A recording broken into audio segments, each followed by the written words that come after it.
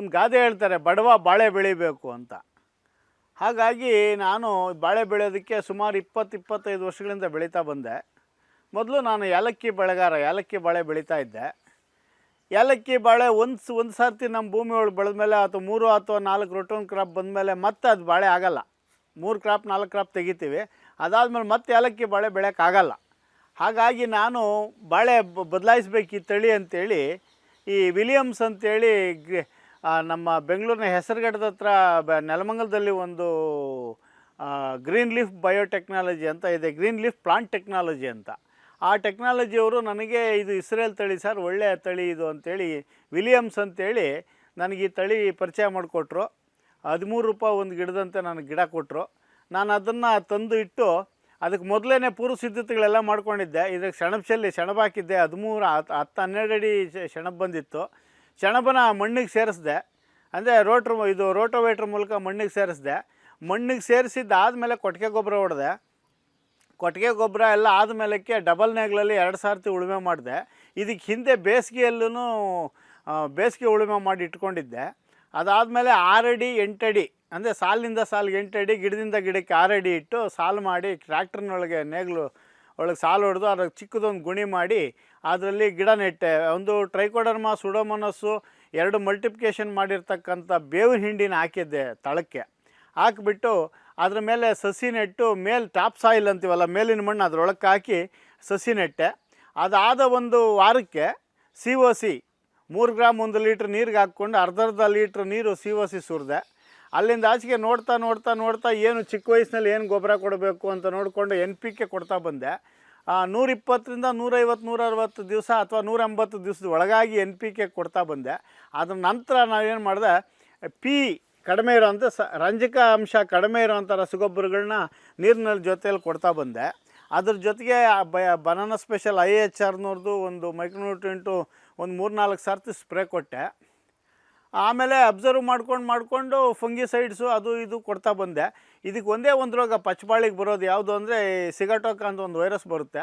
ವಾತಾವರಣ ಬಹಳ ತಂಪಾದಾಗ ನೀರನ್ನ ಎವ್ಯಾಪ್ರೇಟ್ ಆಗುತ್ತೆ. ಭೂಮಿಯಲ್ಲಿ ನಮ್ಮ ಕೊಟ್ಟಿರೋ ನೀರು ಸುಮಾರು 25-30% ನೀರು ಅನಿಲ ರೂಪದಲ್ಲಿ ಆವಿ ಆಗೋಗುತ್ತೆ. ಈ ಬಾಳೆ ಎಲೆಗಳು ವಿಶಾಲವಾಗಿರೋದ್ರಿಂದ ಅದು ಎವಾಪ್ರೇಟ್ ಆಗೋಕ್ಕೆ ಬಿಡಲ್ಲ, ಅಲ್ಲೇ ಕೇಂದ್ರೀಕರಿಸ್ಬಿಟ್ಟು ಎಲೆ ಹಿಂದ್ಗಡೆ ಒಂದು ಸಿಗಟೋಕ ಅಂತ ಒಂದು ವೈರಸ್ ಬರುತ್ತೆ. ಆ ವೈರಸ್ನಿಂದ ಅದೆಲ್ಲ ಕಪ್ಪು ಚುಕ್ಕೆ ರೋಗ ಅಂತ ಕರೀತಾರೆ ನಮ್ಮ ಹಳ್ಳಿ ಭಾಷೆ ಒಳಗೆ. ಆ ರೋಗ ಜಾಸ್ತಿ ಬರುತ್ತೆ. ಅದಕ್ಕೆ ಒಂದು ಸಾರ್ತಿ COC ಅಥವಾ ಟಿಲ್ಟ್ ಯಾವುದನ್ನು ಒಂದು ಫಿಂಗಿಸೈಡ್ ಸ್ಪ್ರೇ ಕೊಟ್ಬಿಟ್ರೆ ಅದು ಹೊರಟೋಗುತ್ತೆ. ಅಷ್ಟು ಬಿಟ್ಟರೆ ಇನ್ನೇನು ಬಲವಾದ ರೋಗ ಯಾವುದೂ ಬಂದಿಲ್ಲ. ಅದಾದಮೇಲೆ ನಾನು ಇದು ಮರ ದೊಡ್ಡ ಗೊನೆಗಳು ಬಿಟ್ಟಿರೋದ್ರಿಂದ ನನಗೆ ಸ್ವಲ್ಪ ಡೌಟಾಗಿ ಮರ ಉಳಿಯುತ್ತೋ ಇಲ್ವೋ ಅಂತೇಳಿ ಟೇಪ್ ಕಟ್ಟಿಸಿದೆ. ಆ ಟೇಪ್ ಕಟ್ಟಿಸಿದ್ದೇನು ಅಂಥ ಪ್ರಯೋಜನ ಆಗಿಲ್ಲ. ಯಾವುದಂದ್ರೆ ಯಾವುದೇ ಕಾರಣಕ್ಕೂ ಯಾವುದೇ ಮರ ಕೊನೆಗೆ ಪಕ್ಷ ಬೆಂಡಾಗಿಲ್ಲ, ಸರಿಯಾಗಿ ಎಲ್ಲ 90 ಡಿಗ್ರಿಗೆ ನಿಂತ್ಕೊಂಡಿದೆ. ಹಾಗಾಗಿ ಇದು ಗೊನೆ ದೊಡ್ಡ ಗೊನೆ ಹಾಕೋದಲ್ಲದೆ ಅದನ್ನು ಹೊರೋ ಶಕ್ತಿನೂ ಇದಕ್ಕಿದೆ. ಕಾಂಡ ವಿಶೇಷವಾಗಿ ಇದು ಭಾಳ ದಪ್ಪನಾಗಿದೆ, ಭಾಳ ಸದೃಢವಾಗಿದೆ ಅಂತ ಹೇಳ್ತೀನಿ.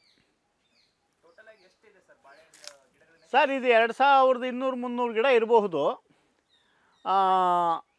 ಇದು ಇನ್ನೊಂದು 2 ಅಡಿ ಅಂದರೆ 8 ಅಡಿ ಹಾಕೋದು ಒಳ್ಳೆಯದು. ಸ್ವಲ್ಪ 2 ಅಡಿ ಜಾಗ ಜಾಸ್ತಿ ಕೊಟ್ಟರೆ ಇದ್ರ ವಿಶೇಷ ಏನು ಅಂದರೆ ಗರಿಗಳು ಬಹಳ ಅಗಲ ಇರ್ತವೆ ಇದ್ರ ಗರಿಗಳು. ಹಾಗಾಗಿ ಗಾಳಿ ಬೆಳಕು ಸ್ವಲ್ಪ ಒಳಗಡೆ ಆಡೋದಕ್ಕೆ ಸ್ವಲ್ಪ ತೊಂದರೆ ಆಗ್ಬೋದು. ಅದಕ್ಕೆ 2 ಅಡಿ ಎಕ್ಸ್ಟ್ರಾ ಕೊಡೋದು ಒಳ್ಳೆಯದು. ನೀರಿಗಾಗಿ ಡ್ರಿಪ್ ಲೈನ್ ಇದೆ, ಬೋರ್ವೆಲ್ ಇದೆ. ಡ್ರಿಪ್ ಲೈನಲ್ಲಿ ನೀರು ಬಿಡ್ತೀವಿ. ಚಿಕ್ಕ ಗಿಡಗಳಿದ್ದಾಗ 6-8 ಲೀಟ್ರ್ ಒಂದು ಗಿಡಕ್ಕೆ. ಸ್ವಲ್ಪ ಹೂ ಬರೋ ಹಂತಕ್ಕಾದಾಗ 40-50 ಲೀಟ್ರ್ ಕೊಡಬೇಕು.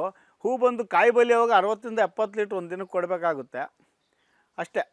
ರಸಗೊಬ್ಬರಗಳೆಲ್ಲ ವೆಂಚೂರಿ ಮೂಲಕ ಕೊಡ್ತೀನಿ. ಟೋಟಲಿ ಹೇಳ್ಬೇಕಂದ್ರೆ ಮ್ಯಾನ್ ಪವರ್ ಬಹಳ ಕಡಿಮೆ ನಾನು ಇದಕ್ಕೆ ಖರ್ಚು ಮಾಡಿರೋದು. ಎಲ್ಲ ಯಾಂತ್ರಿಕ ಶಕ್ತಿನೇ, ಉಳುಮೆ, ಟ್ರ್ಯಾಕ್ಟ್ರು, ಟ್ರಂಚು, ಗಿಡ ನೆಟ್ಟಿದ್ದೊಂದು, ಡ್ರಿಪ್ ಲೈನು, ನೀರು ಕಟ್ಟೋದು ಬೇಕಾಗಿಲ್ಲ. ಈ ಕಳೆ ತೆಗೆಸೋದಕ್ಕೆ ರೋಟೋವೇಟ್ರ್ ಅಂತ ಚಿಕ್ಕದೊಂದು ಬಂದಿದೆ, 5 HP ಆ ಕಳೆ ಬಿದ್ದಾಗೆಲ್ಲ ಅದನ್ನೇ ಓಡಾಡಿಸ್ತೀನಿ. 5-6 ತಿಂಗಳವರೆಗೂ ಕಳೆ ಅದ್ರ ಬಗ್ಗೆ ಜೊತೆನೇ ತೆಕ್ಕೊಂಡೆ, ಅದು ರೋಟೋವೇಟ್ರಲ್ಲೇ ಓಡಾಡಿಸ್ಬಿಟ್ಟು ತೆಕ್ಕೊಂಡೆ.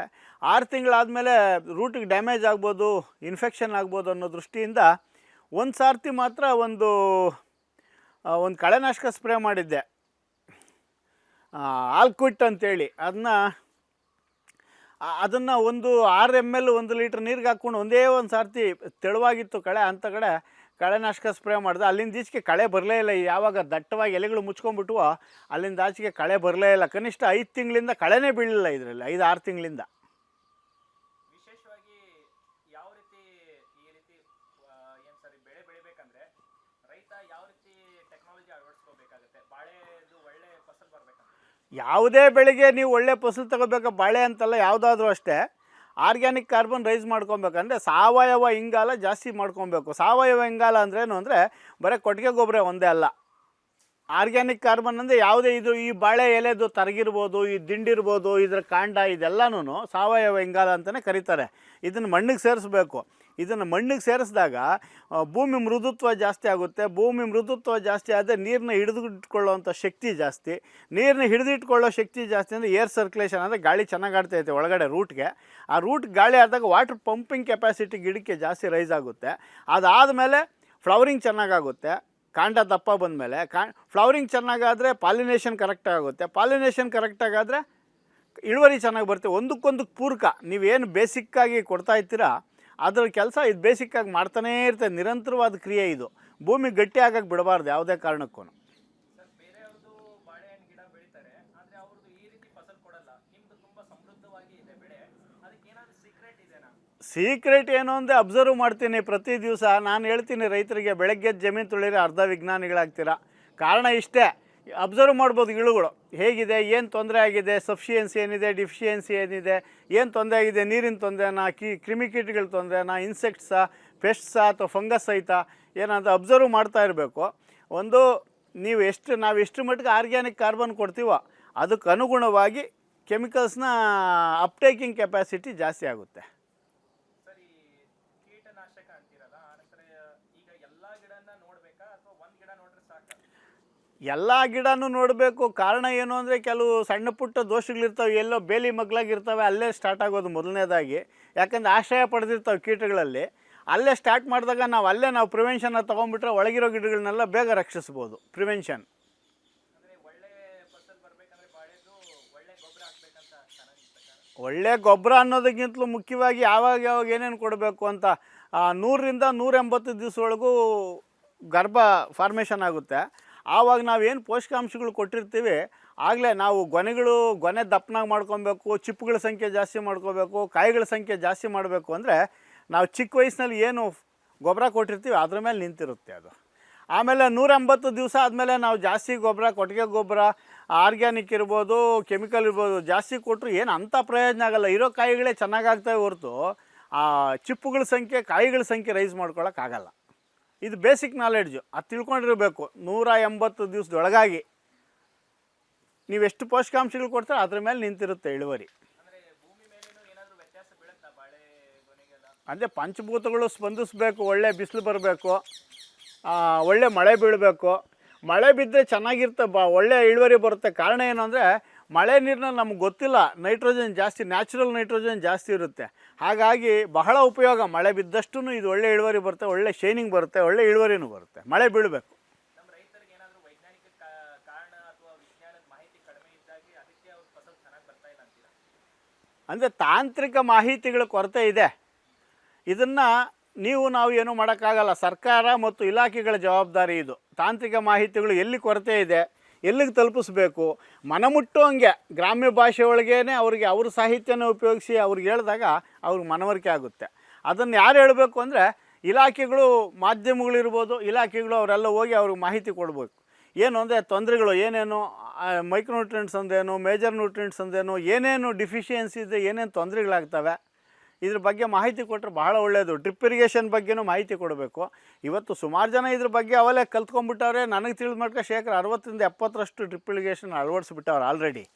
ವಿಶೇಷ ಏನು ಅಂದರೆ ನ್ಯೂಟ್ರಿಯೆಂಟ್ಸು ಮೇಂಟೈನ್ ಮಾಡೋದೇ ಸ್ವಲ್ಪ ಕಷ್ಟದ ಕೆಲಸ. ಕಾರಣ ಏನು ಅಂದರೆ ಕೆಲವು ಆರ್ಗ್ಯಾನಿಕ್ ಮ್ಯಾಟ್ರಲ್ ಸಿಗುತ್ತೆ, ಕೆಲವು ಕೆಮಿಕಲ್ ಮ್ಯಾಟ್ರಲ್ ಸಿಗುತ್ತೆ. ಒಟ್ಟಿನಾಗೆ ಅಬ್ಸರ್ವ್ ಮಾಡಿಕೊಡೋದು ಬಹಳ ಒಳ್ಳೆಯದು. ಏನು ಉತ್ಪಾದನೆ ವೆಚ್ಚ ಕಡಿಮೆ ಮಾಡ್ಕೊಬೇಕು, ಭೂಮಿ ಆರೋಗ್ಯ ಹಾಳು ಮಾಡಬಾರ್ದು. ಅಂದರೆ ಈ ಏಲಕ್ಕಿ ಬಾಳೆ ಅಂದರೆ ಎವರ್ಗ್ರೀನ್ ಆ್ಯಂಡ್ ಎವರ್ ಮೂವಿಂಗು. ಪಚ್ಚಬಾಳೆ ಚಳಿಗಾಲ ಮತ್ತು ಬೇಸಿಗೆ ಕಾಲದಲ್ಲಿ ಸ್ವಲ್ಪ ಕಡಿಮೆ ಬೆಳ್ಕೊಳ್ಳೋದು ಉತ್ತಮ. ಯಾಕಂದರೆ ಚಳಿಗಾಲದಲ್ಲಿ ಚಳಿಗೆ ಇದು ಶೀತ ಅಂತೇಳಿ ಜಾಸ್ತಿ ತಿನ್ನಲ್ಲ.